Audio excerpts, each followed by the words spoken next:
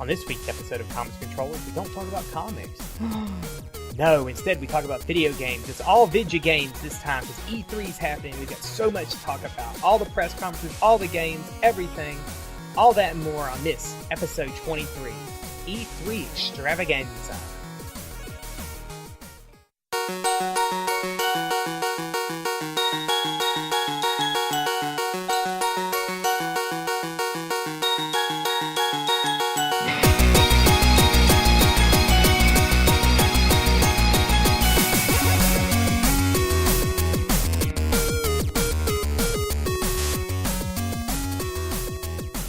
Welcome back to another episode of Comics and Controllers. As always, I'm Kyle, joined by my co-host Steven. How's it going? It's going pretty good, Steven. So this week, we're going to change things up a bit. All right? No comic books. None? None. Oh, okay. No comic books because this week is like summer. Well, it's not like summer. It's more like Christmas in the summer for video game people because we've got E3 this week. Right. And there has been a ton of video game news, so we feel that we should dedicate the entire hour to kind of going over stuff and giving our thoughts on a lot of the things that have come out. And there is a lot of stuff. There is a lot of stuff. And so what we're going to kind of do is we're going to work through in the order that the major companies kind of released their press conferences and did their major discussions. We're going to work through those in the order they occurred and just talk about some of the things about those different conferences and what they had to tell us. All right, let's do it. So the first one was Monday morning, and it was Microsoft. They usually start, so that's not surprising. Yeah, and so, as usual, they also started with Call of Duty. Which, it looked like Call of Duty. Yeah, it did. I mean, don't get me wrong. It looked like a different, I think it's a futuristic style game this time around. Yeah, there was mechs walking around and a couple other things. It looked really cool, but I know it's just going to be another 5-hour game with terrible multiplayer experience. So I'm not really hyped. If you don't play this for the multiplayer, there's almost no reason to spend the full $60 on it. So yeah, and even if you play it for the multiplayer, you should get ready for them to have another game the next year that pretty much makes the other game obsolete. So. Right. Now, they supposedly were going to a 3-year cycle. That was the rumor. Now, they have two companies, so that would mean one game every 1.5 years. But hopefully that'll just make the game. Hopefully that'll make the games better and a little bit longer. We'll see. So, another thing that they showed at Microsoft, and this is something that a lot of people have heard about, and I think we were hoping for more information about it, was a game called Evolve. Mm-hmm. Now, from the Left 4 Dead people. Yeah, from the Left 4 Dead people. And that trailer looked awesome. Oh, yeah. It looked great. And I was expecting, after they showed us the trailer, to get a discussion on the game. Yeah. Nothing. They never even mention the name of the game again. They just show us a trailer, and then they move into Assassin's Creed, which is like a game that's on everything. And no one, I mean, why do you even care at this point? Yeah, Evolve really needed some more time, but I've always said that about E3. They don't give enough of the new IPs. They don't give them enough time.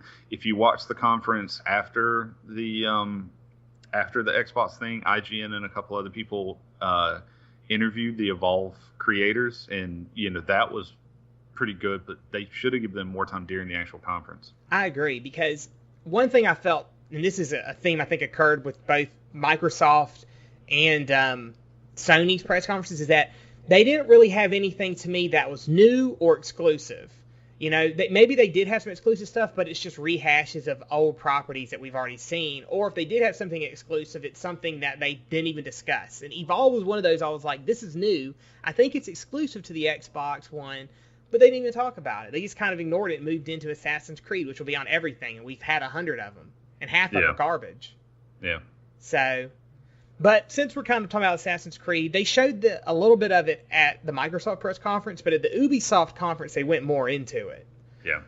And they showed a lot of the multiplayer for it. Right, which unfortunately doesn't sell me on the game at all, because I don't really like playing with other people online. But I kind of wanted to see what that mission looked like from a single-player point of view, and both times we saw it from the multiplayer point of view. Yeah. But, oh well. And it looked like it was less assassin and more like beat 'em up. It did. The combat was tweaked. They mentioned that, and the combat looked slower to a degree, but Assassin's Creed combat's always kind of a waiting game anyway because the reversals, and it looks like they're trying to make it a little bit more. You will be punished if you miss certain things in this. Yeah. But I'm okay with that because they kind of needed to tweak the combat a little bit. Yeah. I mean, I don't know. Like, part of me with the Assassin's Creed is the same thing as when it's like Splinter Cell. It should be one of those things. Like, if you get seen, game over, get ready to restart. Because they're supposed to be about stealth. So I don't like the whole suddenly now it's a beat 'em up if you fail. But yeah.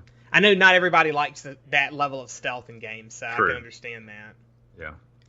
So they had a couple other things, but I wanted to talk about something that I think has kind of become a thorn in Microsoft's side since the initial discussions of the Xbox One, and that's the Kinect. Yeah. The only things that they mentioned that had anything to do with the Kinect at this E3 were Dance Central and Disney's Fantasia game, which I think are both coming from Harmonix. I believe so, yes. And it was really weird because it kind of didn't fit in with the discussion of anything else they'd had for them to start talking about the Dance Central game, but they had Harmonix up there kind of talking and showing it off a bit. And I kind of felt that was done just to appease Harmonix for basically making them dedicate themselves to using the Kinect and then suddenly being like, yeah, not everybody's going to have it, so your games aren't going to be as useful anymore. Right. And they, Microsoft shoved the Kinect down consumers' throats in the beginning. They said so much. Their entire, somebody recently reposted all of their little internet things they put out talking about how essential the Kinect was going to be to the gaming experience with the Xbox One. And now, I guess the call of money or whatever you want to say, they didn't even talk about the new bundle, the new Kinectless bundle, which I was shocked. Well, they did say the very first thing out of Phil Spector's mouth, who I'm just going to say is a very punchable face. I don't know what it is about him, but when he comes on stage, I literally just want to reach through my screen and just clock him. He just looks. See that. Oh my! I can't even explain it. It's just so punchable. But anyways, first thing he said was, "This is all about games." So I think they realized the problem that they had with the past conferences, where they show you two games and only discuss TV and Kinect. So yeah, I agree. The last year's was just not, as a gamer, was not entertaining at all, and thankfully they realized they fucked up. Yeah, pretty much. So we then got some scenes of the new Fable Legends, and I didn't really get excited about it. Yeah, I'm not into this franchise, and the coolest part about it looked like setting up traps for your friends, being a dungeon master or whatever as they were going through. There's like a co-op mode, so you can all go through, but one person can basically play like a dungeon master, like the old Dungeon Keeper game, where you can set up traps in this dungeon for heroes that come in and just try to defeat them. And I hate it too that they call Fable an RPG. Fable is not an RPG. Fable is an action-adventure game that has RPG elements. Sure, I can see that. It is not an RPG, but and like I think I told somebody else about it. It's a Peter Molyneux franchise where Peter Molyneux promises you the world but gives you your backyard. Every game, it's always like he's a great salesman. He'll sell you on this idea of how amazing this game's going to be, and then you get it, you're like, this is nothing like you told me. You lied to my face. But I'm going to buy your next game, too, because you're going to convince me of it. So that's kind of how I feel this Fables is, too. I have a feeling it'll be just as big of a kind of as the last couple. Probably. Let's see. So we had Project Sparks. They showed us that. Yeah, that's a really interesting game that I think we are long overdue for some deeper gameplay of. Yeah. And it's something that seems cool, like where you can build your own worlds, build your own games, basically, and you can change stuff mid-game and all. It seems great. I doubt I'll ever really give it much time. Yeah, I kind of felt like it's another Evolve. Like, they've been showing us all these trailers and things for it, and they've had a little bit of discussion, but they've never gone into a deeper discussion about it, and they've never really showed us actual gameplay for it. So I don't really know what to expect out of this, or to even want to expect it, truthfully. I mean, it probably will be cool. It's a world builder, and that seems to be a common theme now, but I just don't really know with that. And there's no dates on any of this stuff, really. Yeah, I didn't notice a date or anything. The only company that was giving dates, really, like solid dates, was Nintendo. Nintendo would be like, September 10th. And you'd be like, oh, okay. Everybody else was like, expect it sometime in 2015. Yeah. Sony gave a lot of dates for betas and for registrations and stuff like that. That's but they didn't give a lot of solid dates for games. All right. So then the next thing was something I know that you were excited about, Steven, and had to change your pants afterwards. You want to talk about it? The Halo thing, right? Yeah. Yeah. I like how you would ask. Like, well, was there something else you had to change your pants afterwards, Steven, during this conference? The Mortal Kombat trailer. Oh, okay. Well, that was Sony, but that's understandable. All right, so the Master Chief Collection is going to collect Halo 1 through 4, which I would like to say I agreed with you when you told me that you didn't think they were going to do that because you thought they would want to release them individually and make more money. Yeah. But I think what they realized is, well, we're going to miss a window of opportunity for anyone that we put out after Halo 5, so let's just go ahead and do it. Plus, Halo 3 and 4 really don't need touch-ups. 1 and 2 did. 3 and 4 didn't need much. So I think they saw a great opportunity here to charge $60 for Halo 1 through 4, every multiplayer map with their original engines for that multiplayer, which is amazing if you are the person who loves Halo multiplayer. Mm-hmm. Has all the same glitches and everything. It's going to have Halo 2 Anniversary, which is just like the Halo 1 Anniversary, so it's going to be updated. You're going to be able to switch back and forth between the graphics. Everything looks great. It's going to include Nightfall, which is the Ridley Scott-produced Halo TV show. They're filming it right now. Mm-hmm. And all that's going to lead up into Halo 5 Guardians. And if you get this game, you're going to supposedly be guaranteed to get in the beta for Halo 5 Guardians, which is really cool. Yeah, so I'll say this. I am not a Halo fan. I've played through the first one and I played through the second one. I did multiplayer with friends back in the day because that's what everybody was doing. Sure. It was a crazy time. We were all playing Halo. It was a great time. At the same house, not over the internet. That's how crazy it was. That was the good time. But I'll say this. For that price, everything you get, that's worth it if you're a big fan of the series. I mean, hell, even to replay 1 and 2, it might be worth it for me. It's not worth it for me to buy an Xbox One to do that, right. though. That's my issue. If I already owned an Xbox One, I would have gone and put my money down. Pre-ordered it that day. Yeah, right. But it's this year, too. That's the thing. It's this December, isn't it? Yeah. I think you're right. Yeah, it's the end of the year. It's in time for the holiday season, but it's near the end. Yeah, and they're timing it well where I think that's going to get people hyped up just in time. By the time you go through Halo 1 through 4 and you go through all that stuff and you watch the TV series, it's going to be time for the beta, and then it's going to be time for the actual Halo 5. So, it's good on their part. To me, it's not a system seller, but, Yeah, so that's cool they did that, and it makes sense, too, after they kind of talked about everything that came with it and what all you got for it, why they did it as a bundle rather than release it individually. So, right. All right, so the next big thing they talked about after Halo Master Chief Edition was going to be, they kind of went to their indie game stuff they have going on. And they showed a lot of, I'm not going to lie, the most hype I got during the Microsoft one was during their indie games. And I was like, oh, wow, some of those games look really good. But I think the problem is they were trying to pitch these as, like, exclusive, but most of those games aren't exclusive. Most of those indie games will be on the Xbox, they'll be on the PS4, they'll be on PC. Yeah, like, I know Mighty Number 9 and Cuphead are both not exclusive, and those were two that really interested me. And they had a few others that I think look good, but like you said, I didn't see one that I definitely knew. Oh, well, that's only going to be on the Xbox One. Yeah. So, and I think they also kind of want to talk about indie games because they got trashed about indie games before because the way they make people do it, where they have to go through the Microsoft Studio rather than just letting you kind of publish on your own. Yeah. So PlayStation, I think they pulled back on that too, if I remember correctly. They did, and they did that actually not long after last year's E3, if I remember correctly. But Sony is much more lenient and much more willing to work with indie developers, it seems. So. All right, so they then showed us the Division. Now, and the Division's from Ubisoft. And they showed us the exact same trailer they showed us before. Yeah, I wasn't sure if it was the exact same one at first, but I was like, oh man, I feel like I've already seen this and it's nothing new. Yeah, I'm 100% that it was the same one because I remember the scene where the guy crawls past the car door that's open and he kind of pushes it closed. And I remember them making a big deal about that in the original one. They didn't even mention it this time. Right. And they showed us the same trailer we'd already seen. And now later on, when Ubisoft did their conference, they actually showed a new gameplay trailer, which looked good. But I get this terrible feeling about the Division that it's going to be like Watch Dogs, where we get the Peter Molyneux effect. They promise us the world, and we only get the backyard instead. You love that phrase, don't you? Yeah, I mean, I think it's fairly accurate, especially with Watch Dogs.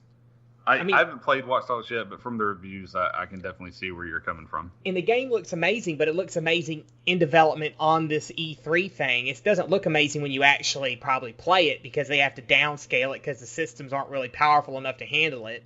And because they made them more for consoles rather than PC, the PC side's going to suffer, and it's not going to look as good either.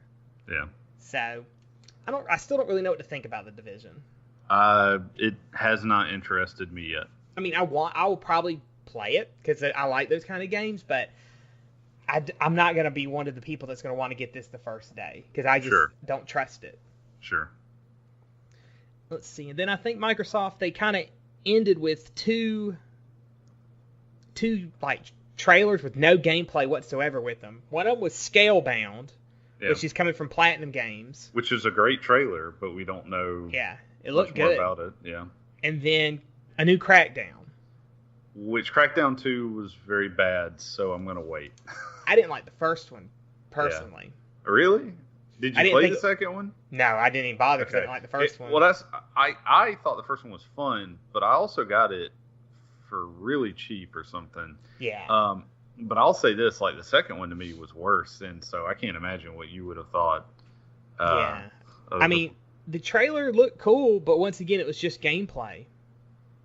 And my thing is, it's not called Crackdown 3, it's just called Crackdown. So I'm like, is it a remake? Is it a sequel? Is it a spin-off? What's going on with it? That was really weird, because almost everybody was calling it Crackdown 3, but on the trailer, it just said Crackdown. Yeah. So I don't, that's what I want to know. Is this just another remake? So Maybe. I was going to say, one other thing they showed it that was the Tomb Raider trailer for the new one. And I really love that last game, so I was so excited to see a new trailer. I actually, I thought there was a chance we might see it, but that title is horrible. What was the title again? The Rise of the Tomb Raider. It reminds me of like the Star Wars Episode 2 trailer, like Attack of the Clones. Yeah. It's like something you hear in a 1950s horror movie. Right. Or Rise of the Planet of the Apes. Yeah. I don't know. I almost would have been like, just call it Tomb Raider 2. We'll keep it, we'll know. Don't worry. You know what? It's another thing weird about that, too, is that Tomb Raider's another Ubisoft game. Right? No, it's Square Enix. Oh, that's right. My bad. Squeenix. Yeah. So, and I know we didn't discuss this beforehand, but just to mention about what they showed at the press conference, the only thing new they mentioned was that.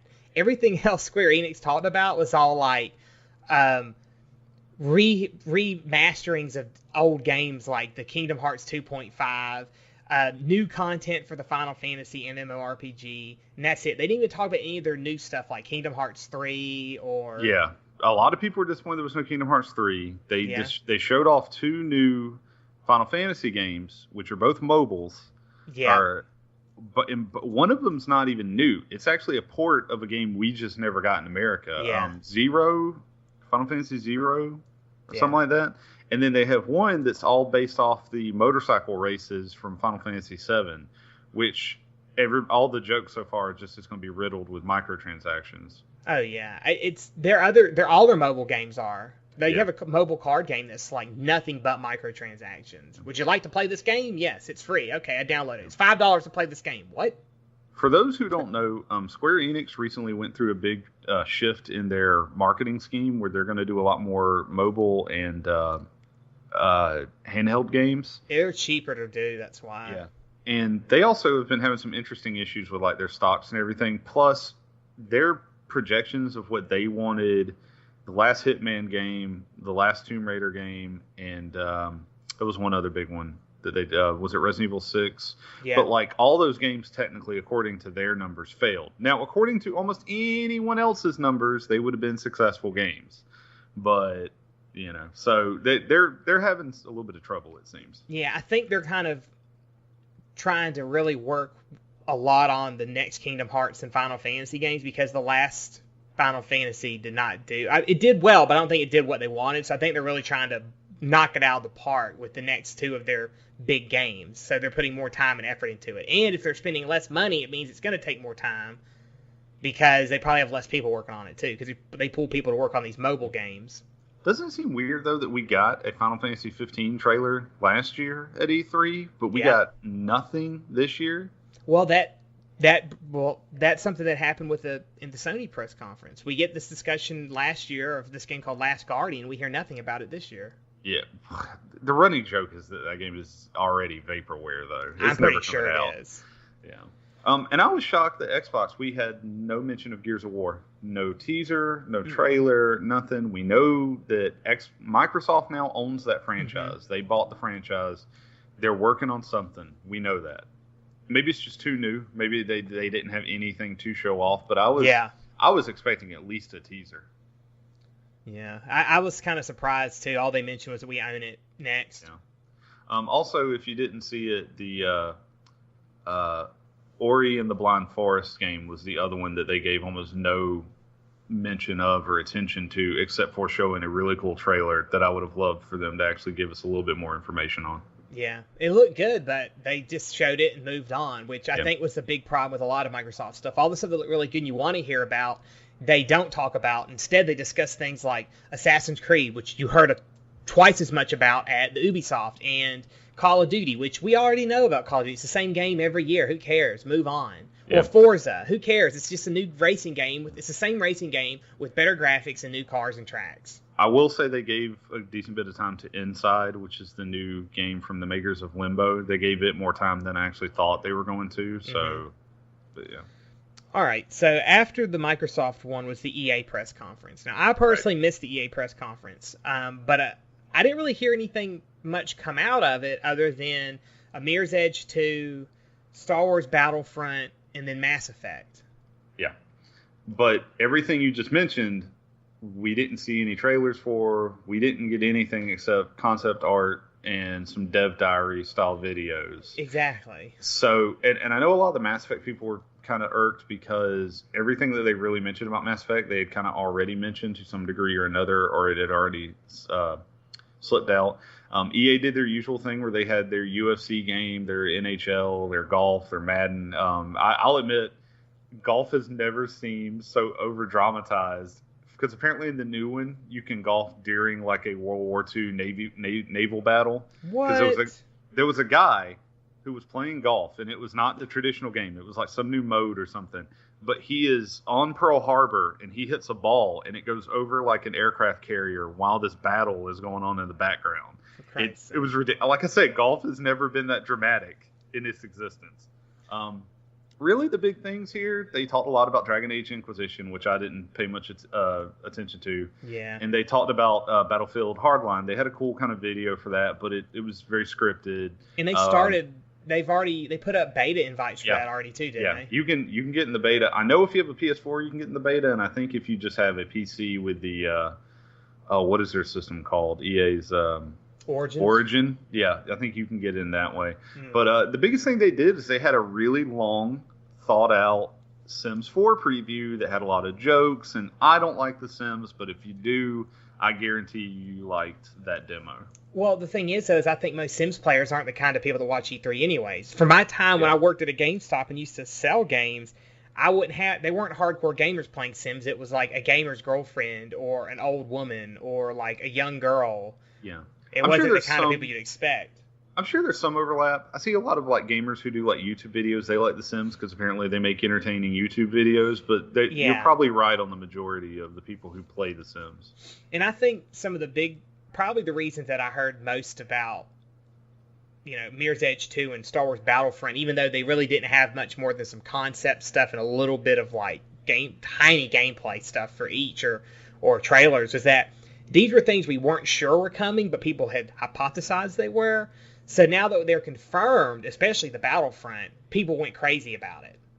So, but like the other stuff, like I think people were pretty sure there was going to be a new Mass Effect. They knew there was going to be a Battlefront. Excuse me. They knew there was going to be a Battlefront, and they also knew that there was going to be the Dragon Age Inquisition. Sure. I agree with you. I think most people were just happy to know the Battlefront 3 was real. It's actually going to happen. Because Disney, not too long ago, canceled all the Star Wars games that were currently being produced. And we knew there were going to be Star Wars games, but which ones was kind of the big mystery. It's good to see that this one's going to make it. Yeah. All right. So after EA, we had Ubisoft's official one. And some of the stuff I've already discussed, they showed again, like the Division and things like that. But we also had... So first off, I think Ubisoft does it right by having someone who is not from their company. Someone who is used to talking, yes. Yeah, and they have Aisha Taylor. Tyler does it, and she's hilarious. Lana! Yeah, she just drops she drops bombs, man. Like she's great. Yeah, she was great. She's what made there so interesting to me. Yeah. But they opened with Far Cry 4, an extended kind of trailer for that, I guess. What I think it's the opening 5 minutes, if that's what it was. What made Far Cry 3 sell was when they showed it off at all the conferences, everybody raved about their villain, so it looks like they thought we'll go the same route this time, because this video really displays the villain, who seems like a Joker-light kind of character. Yeah. I mean, it looked good, but it looked great. There wasn't anything more than what I would expect. So I'm finishing up Far Cry 3 right now, and it's fun. So if Far Cry 4 is even like half the game Far Cry 3 is, it'll be worth playing.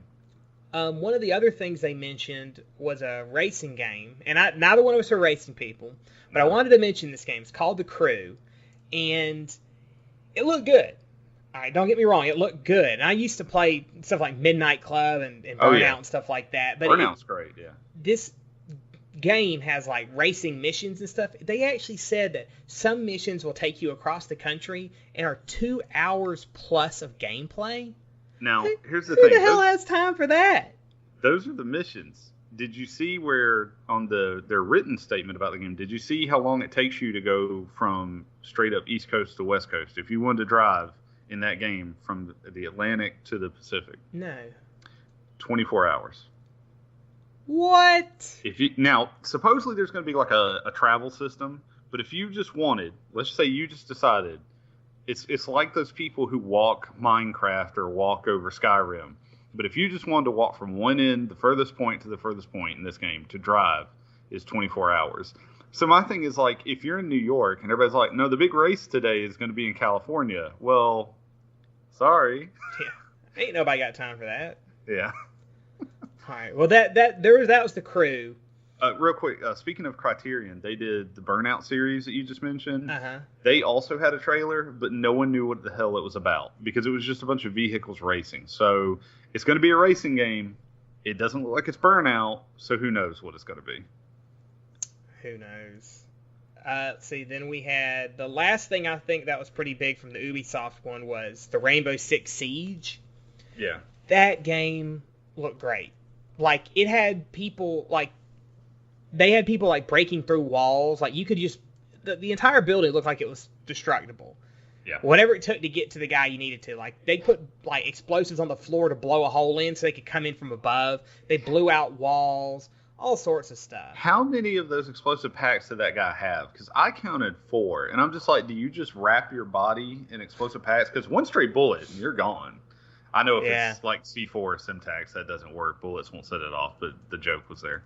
But yeah, man, it was pretty good. I was hyped about that. Because I used to love playing like the Rainbow Six games. It actually kind of reminded me of the old SWAT game, like SWAT 4. Oh, yeah. Man, that game was great. And I was like, if that's something like SWAT 4, I could get in on that. I know a lot of people love that game. Yeah, it was good. So the Rainbow Six Siege looked amazing. That was the most hyped thing I got out of the Ubisoft press conference. Sure, yeah. And more Assassin's Creed. Just a lot more Assassin's Creed. Yeah. I just can't get excited about that because at this point I know I'm going to get one every year, so who cares? Yeah. And like I said, half of them are going to be crap. Yeah. Like, so I stopped Sony. playing them because of that. Yeah. Sony was up next? Yep, Sony was that night. So around 9 o'clock Eastern, I think it was 6 o'clock Pacific, Sony starts theirs. And they open with Destiny. And Destiny looks good. I mean, it looks like Borderlands 3. It does, yeah. It looks fun, though. It probably is going to be fun. Again, it's not a system seller for me.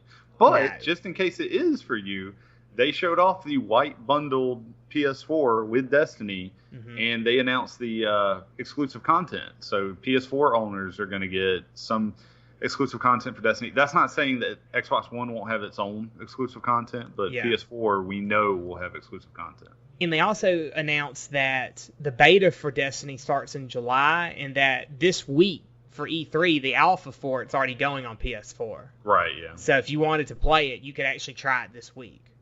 Which, that's cool. I think that's a really cool thing to do, is to put it out there. It's like, hey, you can't be at E3, but here's a hot game. Go ahead and give it a go and see what you think. So, sure, yeah. It's a good idea.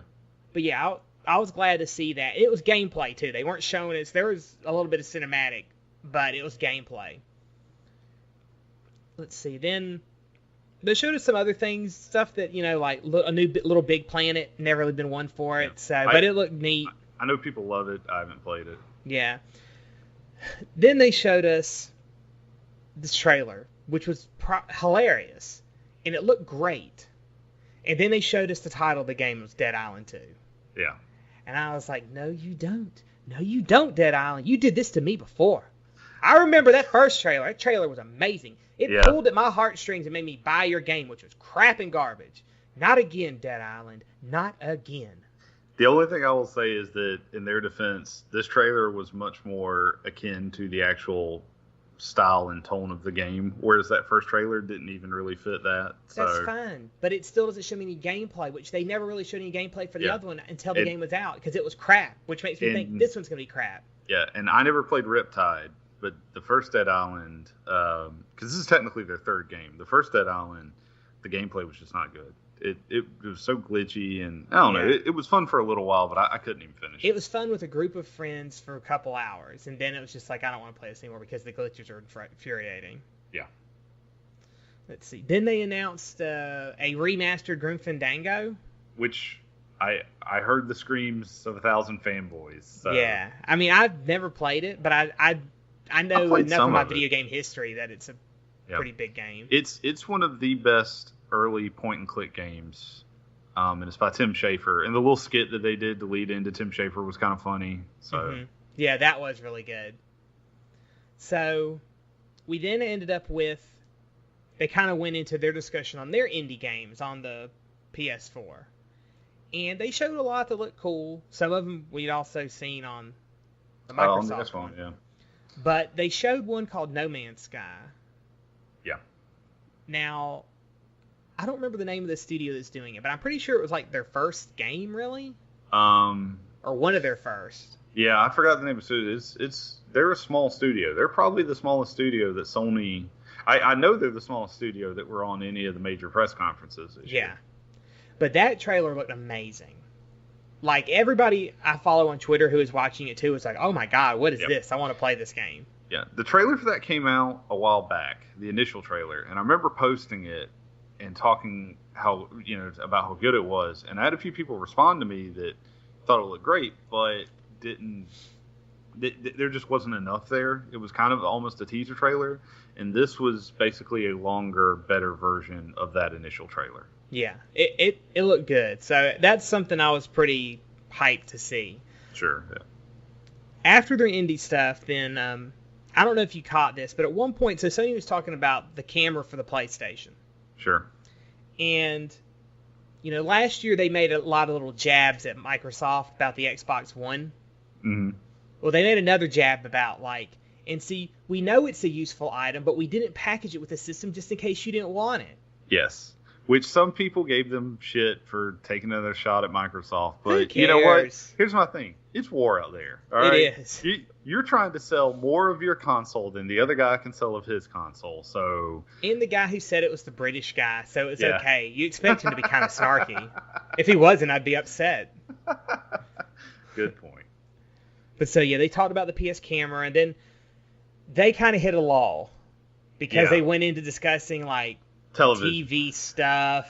I don't know why. I mean, they had some TV stuff last year. Not as much as Microsoft last year, but they had some. And I don't know why, but when Microsoft went so heavy with games, if I were running the PlayStation conference, when I saw theirs, because you go second, you go after them, or, you go last that day. So you could have called an audible and said, scrap that. We need to go more games. And I think that's what they should have done. Yeah.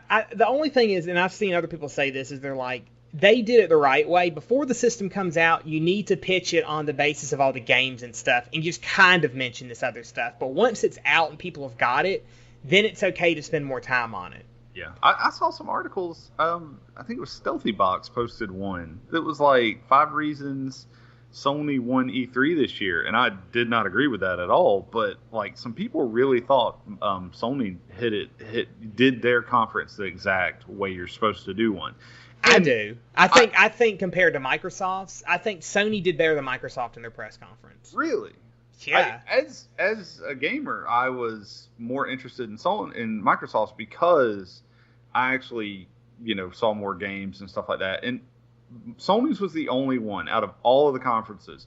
Sony was the only one where I actually thought about turning my computer off and walking outside.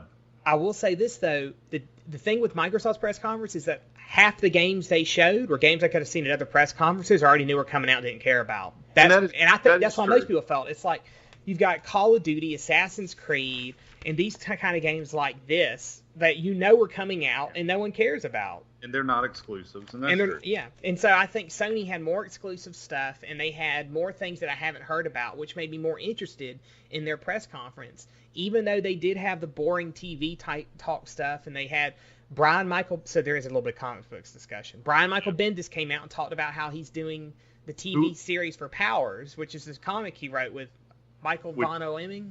It's something like Awning. Yeah. Awning. That's a great comic. I think the biggest problem is, as much as I like Bendis, he killed their momentum. He did. He shattered it, man. And I'm not going to blame that on him. I think maybe that should have been positioned differently, or maybe they should have had somebody come out with him. I don't know. It destroyed their momentum. Yeah, and I saw a lot of people saying, like, who didn't know who Bendis was. They're like, who is this Bond villain they brought on stage? Because he did look like a Bond villain, because he's wearing a suit and like a vest and everything. He did look kind of evil up there. But they did the TV stuff, and after the TV stuff, was that where they talked about PlayStation Now?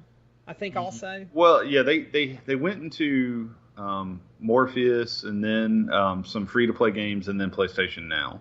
Yeah, that was another thing. They barely talked about Morpheus after making a big deal about it. Yeah, I was expecting. They should have cut that TV segment and either talked more about Morpheus or something else. But yeah, the biggest thing about PlayStation Now is I was so hyped for it last year when they announced it. It was all about the PS1 and PS2 games, and they had mentioned PS3.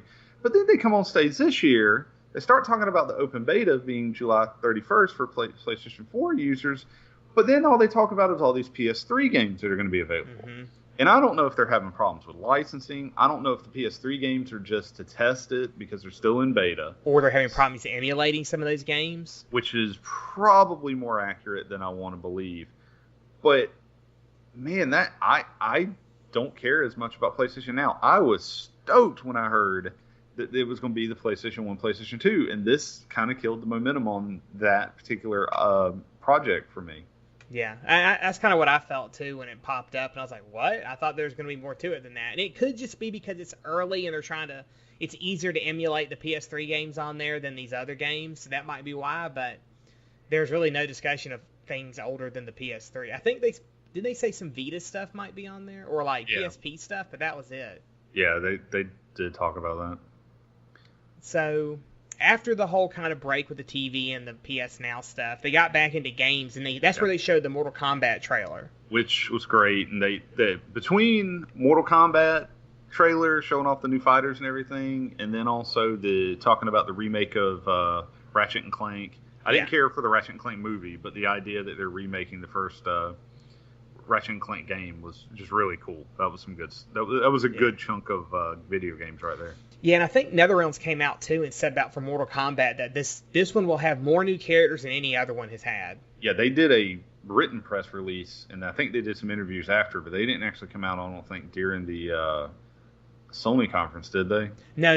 I just saw this today. It was from their written press release. Yeah, and it takes place 25 years after Mortal Kombat 9, which was the last one. Like some of the characters they showed off today is like one of them's the daughter of Johnny Cage and Sonya Blade because it's Cassie Cage, and then some of them are new characters, which is good. Mortal Kombat 9 was great, but I think other than the DLC character Scarlet and maybe Cyber Sub-Zero, which is still the same character, just different. There weren't any new characters. Yeah. So that'll be cool. It'll be neat. Yeah, so that looked pretty good. Got some hype going for that. Yeah. Let's see, and then they kind of continue doing stuff about, like, they talked about they were going to re-release The Last of Us and GTA 5 for PS4. Yeah. Here's my thing. The GTA 5 is going to get exclusive content. They're probably going to wrap in some incentive with The Last of Us. Again, these shouldn't be system sellers. They're not. And I was more stoked for the fact that GTA 5 was coming to PC because... I didn't think they mentioned that. Steam announced that. Okay, because I know a lot of people are complaining about it. Steam announced it that night. Okay. Or maybe the next night. I'm sorry. I think it was the next night. Okay, yeah, because I saw people getting mad talking about, you're re-releasing it on the PS4 and it's still not on PC. So it's coming. It's fall is what they said. Yeah. Now, so one thing, I haven't played The Last of Us. I know I'm behind. I got it sitting on my desk. It's good. Supposedly there was a spoiler in the trailer they showed, and I'm pretty sure I know what it was. So it's like, why'd you show a spoiler in the trailer for this game that you're about to re-release to try to get people to buy for the first time? Yeah, I don't know. I don't know why they did that. I don't think they thought too well about that. So then, they talk about these re-releases of these two games, and then they show us Metal Gear Solid 5 trailer.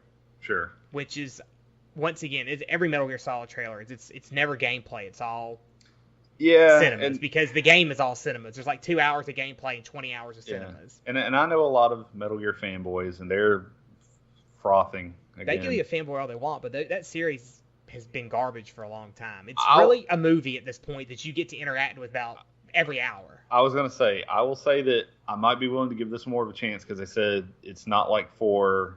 The combat's been completely changed, and apparently there's not as long of, like, you're not going to sit through 40. Remember, in Metal Gear Solid 4, you sit through the first 41 minutes of that game watching it. The thing they released is supposed to be kind of like the teaser game for Metal Gear Solid 5. Yeah, it's the same way. It's like 20 minutes of sitting there, and then you finally get to play. So I don't believe it. I haven't played that yet. I can't remember the guy's name who makes it, but he's a damn liar. Hideo Kojima. That's right. He's another one of those, like, Japanese developer guys like Itagaki and them who are, like, so full of themselves that dude thinks he is a rock star. Kojima thinks he is a straight up rock star. He so does Itagaki. Itagaki's the guy who wears, like, black sunglasses and black leather jackets and stuff, and, like, he's just an ass. Because he's the guy who does Dead or Alive and Ninja Gaiden. Yeah. Or did. Team Ninja. Yeah. So they concluded the Sony press conference with a cinematic trailer that had basically announced Uncharted 4. Cool. I like the games, but yeah, whatever. Yeah, it's neat. I've never played any of them, so I didn't really have much to say about it, but I was like, that's cool, because I didn't even know what it was. I'm like, oh, cool, this is a new IP, and then everybody on Twitter was like, oh my god, Uncharted 4! Cool. I was like, oh, okay. Yeah. So, that's Monday. Before the press conferences, before E3 even started, that's everything we got on Monday. Yeah. Most people don't realize E3 technically doesn't start until Tuesday. It didn't start until Tuesday. Yeah, but Monday is when all the major people do their press conferences. Yeah. Now, Nintendo, who is at E3, but didn't have a keynote speech at E3, they did one of their Nintendo Direct things where they pre-recorded it and they aired it online at like noon on Tuesday, which is basically about the time E3 starts. Yeah. And they air it at E3 also, so if you're at E3, you can see it. And I want to say I watched an interview with Reggie. We're on a first name basis now. Yeah. And the Reginator. Yeah. And I agree with him because they wanted to get the actual developers to talk about their games. Well, a lot of those developers don't speak English well. So with the translations and the fact that they want to, instead of just having people come out and talk, they wanted to do the skits and everything. I think having a pre-recorded, digital conference like this was a smart move for them. I agree. Hands down, to me, Nintendo was the best. Microsoft didn't have too many issues, but Sony had a lot of issues with audio. Had mic issues. Yeah, I noticed all the mic issues. There were some video issues, and there was some skipping with some of the game stuff. And then, like, one of the guys they brought out on stage was just like, don't get me wrong, it's okay. He's kind of geeky. You could tell he didn't have a lot of social skills, but, like, he was, like, very awkward. Like, he was like the most awkward dude ever, and he was out there for a while. Do you remember, it was either last year or maybe 2012 during the Xbox when they were showing off the new Battlefield trailer? It was supposed to be this big deal. And the guy's like, here's Battlefield, or however he introduced it, and the trailer just didn't start. Yeah, well, one thing, too, this happened a lot with Nintendo, or not Nintendo, but Microsoft, is that, like, they would say things, and you could tell they would pause, expecting there to be applause, but there was no applause. Yeah, because there was one part with that. The thing is, it's not really fans in there. It's press. It's mostly press and people who are there to cover it for, even if they're not press, they're there to cover it for a blog or cover it for something else. They do pay people to applaud. Yeah. They do have hired people that come in there and their whole job is to applaud at certain notes, because I've press people have talked about that before. It's like, you can tell where those guys are at, because they'll say something and no one cares, and then suddenly there's a group of guys that are all in one area applauding. It's like, that's the people they pay to do it. It's at Sony and at Microsoft and EA and Ubisoft. They all do it because that's the way it is. I'm sure. But see, I think by having it pre-recorded like Nintendo, you avoid a lot of that awkwardness. Yeah. And you can do a lot more with it. But so, Nintendo's was short. Yeah. Too. Like, other ones were like an hour and a half to 2 hours. Nintendo's 45 minutes. Yeah. Boom. Dude, PlayStation's was like almost over 2 hours. It was too long. I was ready to go to bed. Like, I literally, the moment it ended, turned off my computer and went to sleep. I was so tired. And I will say that Nintendo made a smart choice. They hired the guys who do Robot Chicken to do some of their skits, and they worked really well for that. So, let's just get into the Nintendo one. It started with Super Smash Brothers. After a skit, it started with Super Smash Brothers. Yeah. And there's two things they showed in the Super Smash Brothers thing. Is one, they showed that you like to be able to create custom characters using like the Miis from the Wii. Which is cool. And there's 3 types of different guys you can make, and you can put different outfits and stuff on them.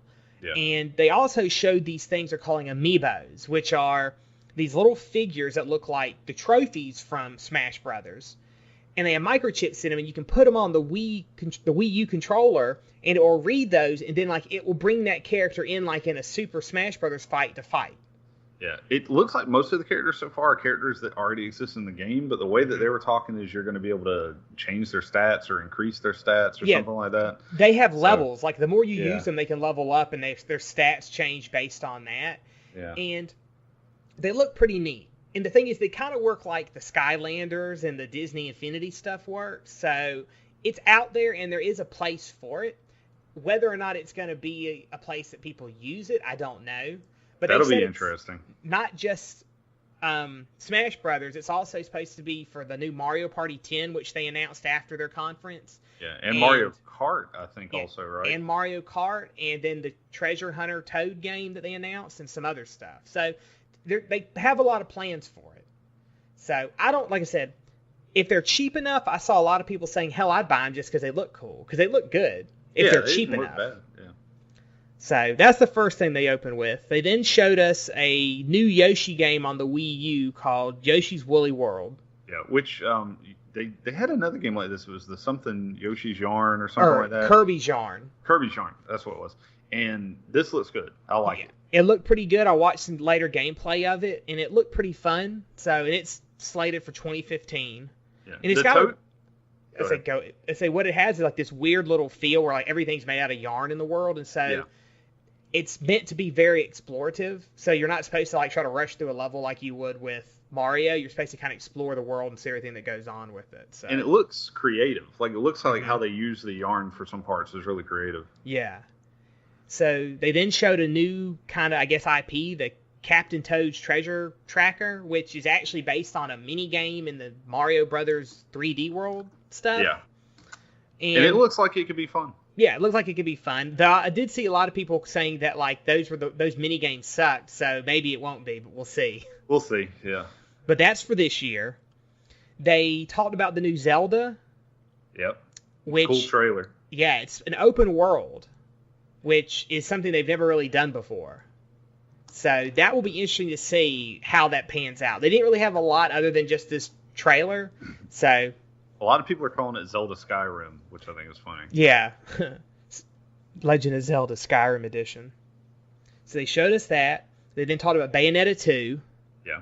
which is cool that they're going to package it with the original Bayonetta as well. Yeah. And I think a lot of people who were worried that they were going to kind of kill that title because it's Nintendo and they're making her wear more clothes and her clothes don't come off during her special attacks. I think that was all BS. I think that was people looking for something to complain about. Yeah, I mean, I don't think that kind of stuff's gonna happen anymore. But I know now she has a lot of different costumes that are based on like Nintendo characters' outfits. Yes. So that looked pretty cool. The Zelda one makes her look like some weird hipster chick. Yeah, it really does. Yeah, I was wearing this before it was cool.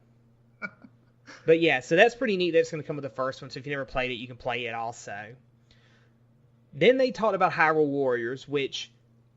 Props to the guys, the developers who talked about it, because they even were saying like, oh yeah, this is all Dynasty Warriors inspired. That was kind of neat because, like I said, Nintendo wanted to have their actual creators talk about their own games and their inspiration and stuff. And when they did that Hyrule Warriors part, and like I said, it's like a dev diary almost, and it just worked well. It sold me on the game. I'm interested in it, but now I'm even more interested in it. Yeah, so that looked pretty good. And I normally don't like this kind of games, but I might be willing to give it a go because the guys seem pretty into it who are making it. So they mentioned a new Kirby game for the Wii U, which this time rather than yarn, it's going to be clay. It looked pretty neat. I saw later gameplay of it, so that might be something to look into. I've never been a huge Kirby fan, but I'd try it. I would try it. And then they rounded it out by talking about Xenoblade Chronicles X, which looked great. The other Xenoblades were all on PlayStation, right? I know when I played them, they were on PlayStation 2, I believe, because I think I got so. Well, so the next one's going to be on Nintendo Wii U, and it looked very JRPG, which it is. So yeah. Then the thing I know you're excited about. Oh yes. Mario Maker. Oh man. Okay, so I'm sorry, I had to change my pants 3 times during E3. And I just want to say that the whole premise is that it's using the Super Nintendo setup where you can change like the art style, the graphics, the stuff on it. Like it even has some backgrounds from the newer stuff. It just you make your own Mario levels, and like that's a childhood dream right there come to life because I used to imagine stuff like that. And I've played all these like PC versions where people have made their own levels for Mario's, and it's just fun. It's going to be a lot of fun. Yeah. That is a system seller for me. For me, it's neat and it's cool, but I'll probably maybe try it, but it's nothing I was like, oh my God, I've been waiting my whole life for this. But it's cool they have something like that. Yeah. And then they ended it. The last game they showed was Splatoon, which is a new franchise, and it's kind of like Nintendo's attempt at multiplayer shooters. But Nintendo style. But Nintendo style. So, like, you play these characters that shoot ink, and you want to cover the levels with as much ink as possible because you can then turn into squids that allow you to swim through the ink faster. All the sexual jokes on Twitter. Yeah, there are a lot of them. There was so many. But yeah, the turning into squids part, like, when they were explaining how they came up with that idea, I don't remember who said it, but I agree. It's like, look, I need to know what drugs you guys are on, and you need to share. The thing I saw, somebody was like, can you be any more Japanese? Your first thought is turning into squids, for Christ's sakes. That's so true. But, watch gameplay of it. It looked pretty fun. Yeah. I don't know. Because you aim with the Wii U controller. You tilt the controller, and everybody who was playing it was like, wow, this is extremely intuitive. Yeah. It's more intuitive than you would expect. They had a demo of that set up where you could play it, and like Felicia Day and some other people were talking about how much they liked it.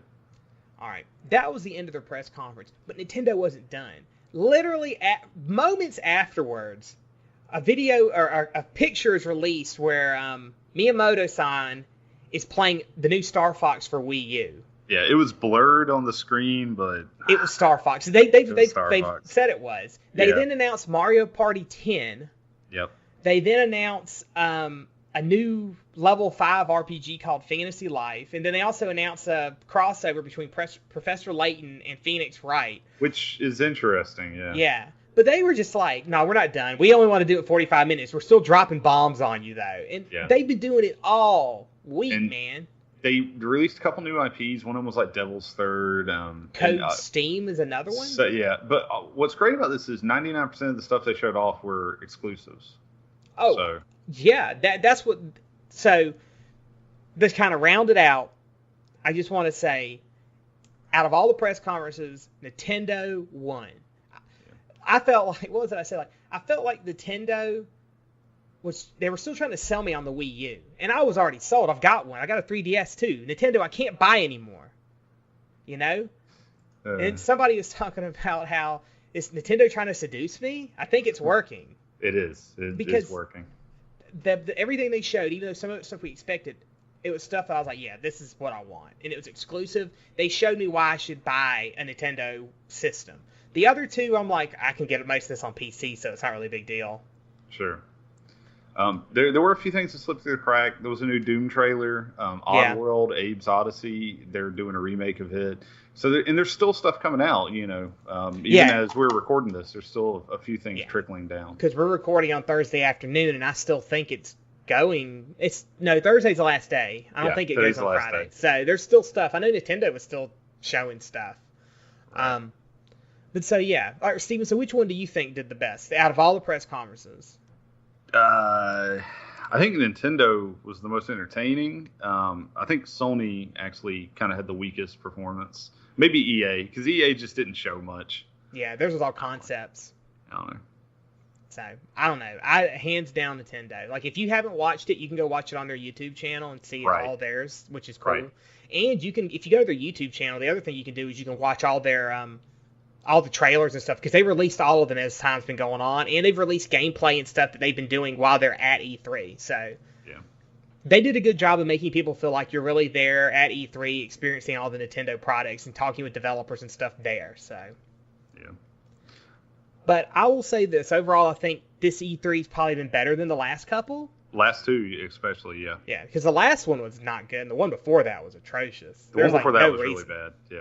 No one had a reason to do anything because it was the last one before the new console. So all right, Steven, was there anything else you want to add or anything else you want to say about this E3?